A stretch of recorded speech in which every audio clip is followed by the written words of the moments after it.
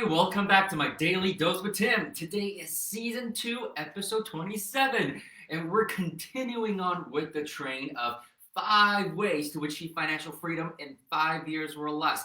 So once again, I'm just really giving you some guidance and some of the roadmaps that I've helped a lot of my students mapped out over the years as well. And there's really no right or wrong way to approach this because everything should be goal driven.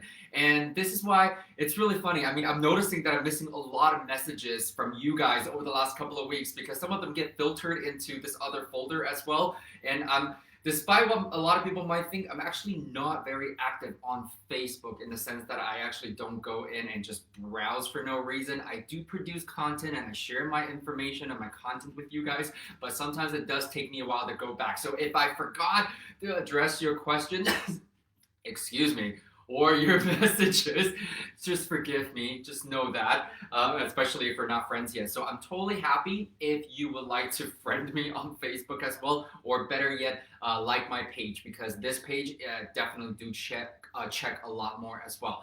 However, today, as promised, we're gonna go into the third way of the 5 ways to financial freedom in 5 years or less. Now, some of you guys though, when you first come into the training system, you probably already have been at your job for 10 to 15 years, meaning you're relatively comfortable but uncomfortable at the same time. And also you want to make sure that you secure your retirement and you also want to have a little bit of a passive income. You just want to do something different with your life now at this point. And you're starting to realize that even as hard as you have worked over the years, you might not be retiring with the lifestyle that you want, nor are you having the lifestyle that you feel like you deserve at this point in your life. And so this is something that I've actually come across probably the most common.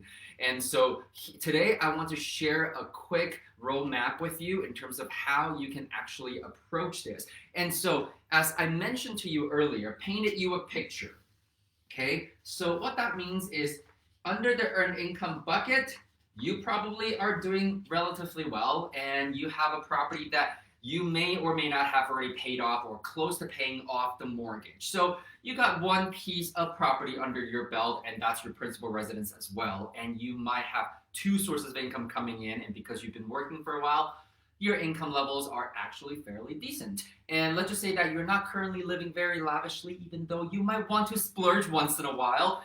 But it just seems like money is always a little tight, even though you might have some money stashed away in your registered accounts, in your savings accounts, maybe in a stock portfolio, maybe in life insurance, maybe even in a company stock option program, whatever the case may be. This, once again, the passive income side is what is missing.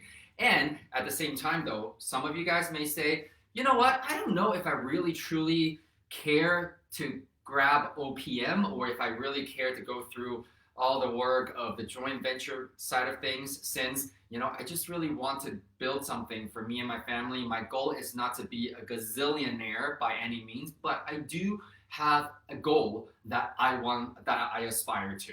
And so here is what we're going to talk about today.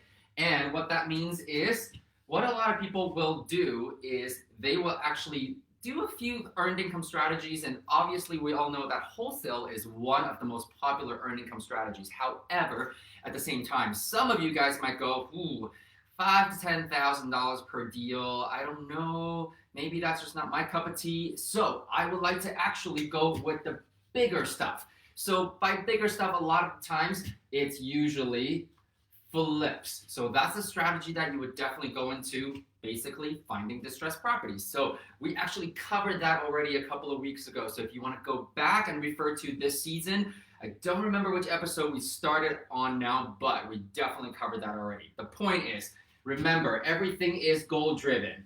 And then we break it down into the SMP process. So your flip falls under the strategy side of things. And once again, assuming that you have a very clear baseline in terms of how much you want to make.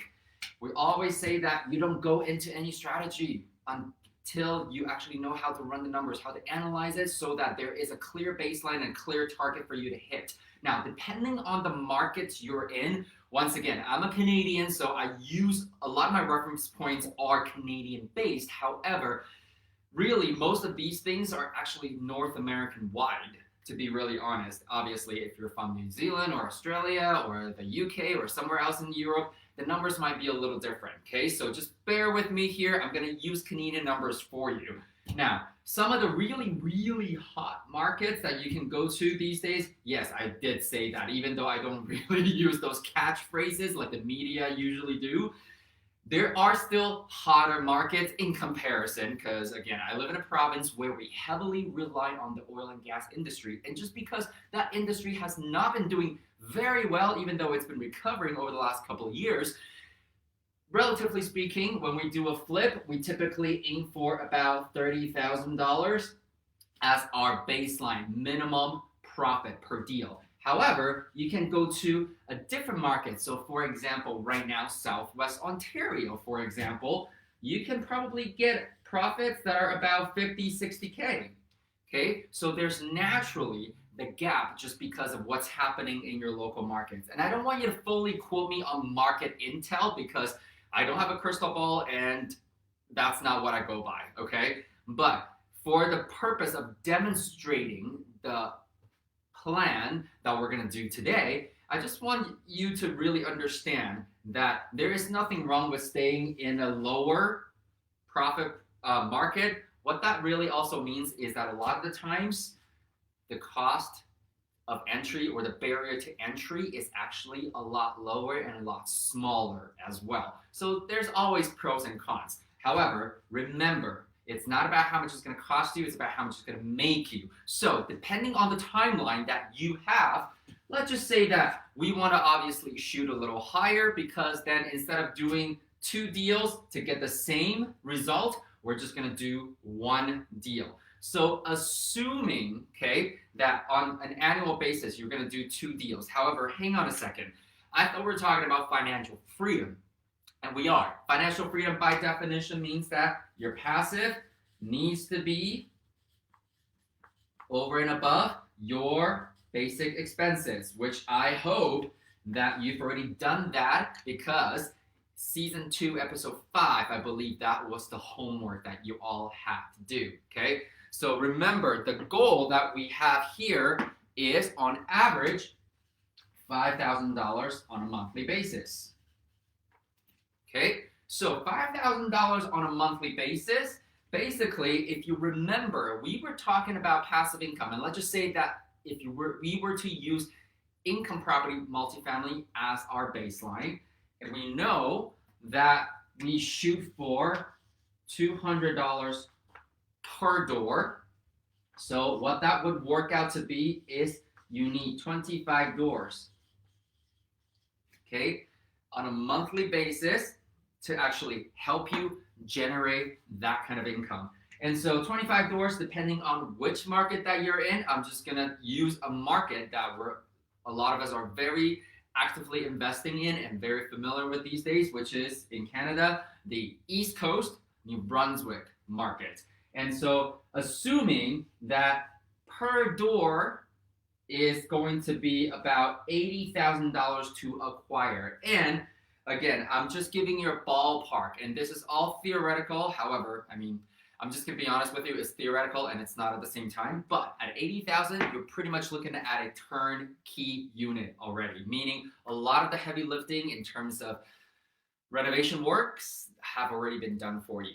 But the point is, here you will have an estimated purchase price of $2 million. And assuming that you are actually leveraging commercial lending, that means you can get as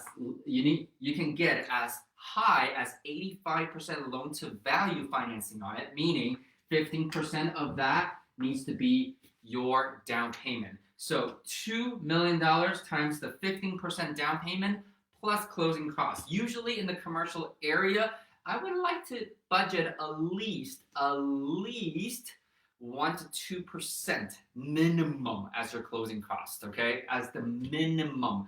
And so for some of you, if you want to be a bit more cautious, I would do 3 to 5% as well. So let's just do a happy medium for now, and let's do 3. How's that? So really, 3% closing. So really what we're looking at here is 18% against the 2 mil. So what does that mean? That means you need to have cash available of 360,000. Okay?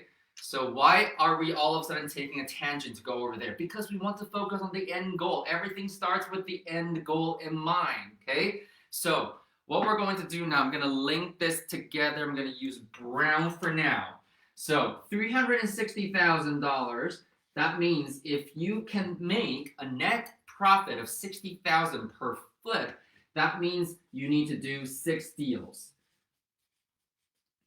And assuming that because you're busy with life, with kids, with work, and everything else, you only do 2 per year, that means it's going to take you 3 years to build that pot. So year 4, you're now going to take that money with your earned income qualification plus the building's performance to go and qualify to buy that building that will spit out the $5,000 a month cash flow that you are looking for. Okay, so the reason why I want to share this with you is because this one, as I mentioned earlier, has become quite a common approach, because I understand for a lot of us, once we get into real estate investing, we want to continue to grow. And in order for us to continue to grow, accessing other people's money is inevitable. However, there's always the other side. So I don't know where you fall. So take it as you will. Maybe this is a formula that works for you. Maybe there's something that is exactly what you're looking for. Maybe you're going, no, that's not, I don't care about that because I got nothing to start with, or I don't want to use my money. However, the point is, for a lot of people, this is simply, once again, a process. All you gotta do is make sure that you have a goal and have somebody help you, guide you through all of this. And so that when you can break it down like this, don't you think it makes it a lot more attainable? And it almost sounds very simple and overly simple, doesn't it? And that's the whole point. It is simple, however, is it easy to implement? Not always. And that's where the coaching and that's where the mentoring actually do come in as well. And so one of the greatest messages that I got also from you over the last few weeks, aside from the one that I already shared with you yesterday, is the fact that some of you are starting to message me and going, you know what, Tim?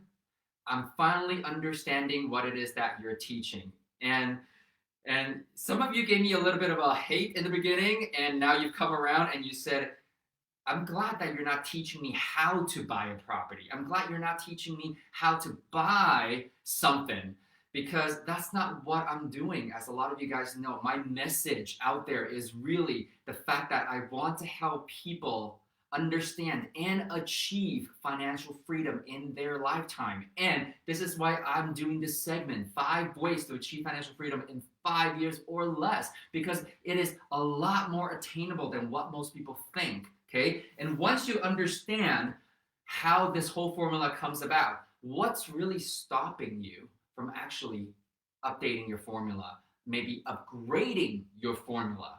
Okay, that's the whole point. Once you can free up your time and you have the passive income to pay for your day-to-day bills, you're not stressed about having to go out there and look for a job, look for income sources, relying on other people's opinions and assessment and judgment of you on how much you should make. And that's what this is all about. So if you really think about this, even if the acquisition process of this 25 doors, again, this could be 1 deal or even 2 deals max. If you really want this to happen, this whole thing can be wrapped up in under 5 years still. And you're not having to access OPM. So I know for some of you who might be really, really shy about asking other people for money, and you might have some resources yourself, this is something that you can do. Again, it's not largely what I preach. However, I just want to keep it very real with you, because I have worked with quite a few students that are very much in this situation as well. So this is why financial freedom planning, the strategy that we come up with you, is it's not one size fits all. Everybody is a little different, okay? And so as you can see, there's a lot of movements that we can do around here as well. But this is what I wanted to share with you guys today. So I hope you enjoyed that. Let me know if you have any questions. And once again, I really, really appreciate your comments and your shares and all your messages of encouragements and questions. You're giving me ideas and inspirations on what I can actually share with you. And to some of you guys who actually really like what I talked about yesterday in terms of how I actually managed to get 36, or actually 36 lease options in the first 2 years, or 24 in my second year. A lot of you guys have told me that you really enjoyed that segment, and I'm gonna be really honest though, it was something that it really just kind of came to me. And so really the more of the story of my story yesterday is to really encourage you guys to start thinking about your own life experiences, because the thing about it is that, yes, it is real estate. However, it is just a vehicle. At the end of the day, we're in the people's business through and through. It's about how we can figure out ways to help other people. And as one of my mentors has always been saying, we're here as solution providers. So think of yourself that way. And this is why strategies is so important. I don't care to be here to walk you through exactly what you need to write down in an offer. At what point you need to talk to your lawyers to get the deals done, and what do you need to say to your mortgage broker, and what kind of property you should be buying. That's not what this is about. Is that important? Absolutely it is. It is just not the first focus. Okay, it is just not the first focus. It's no different than if you were to be baking, or even just as simple as making pasta. Okay, you want to make pasta, and once you've decided on that goal, that end vision that you're seeing, then you go into, okay, what are the ingredients that I require to make that pasta? Okay, so I guess that's the best analogy that I have for you, because it's dinner time for me here now. So once again, thank you so very much for joining me today. I appreciate you, and I love the fact that you are sharing my message with other people, and I really truly am thankful of the fact that you are sharing my videos as well. So thank you very much once again. I will see you back here tomorrow with the 4th way of 5 ways to achieve financial freedom in 5 years or less. Live well, everybody.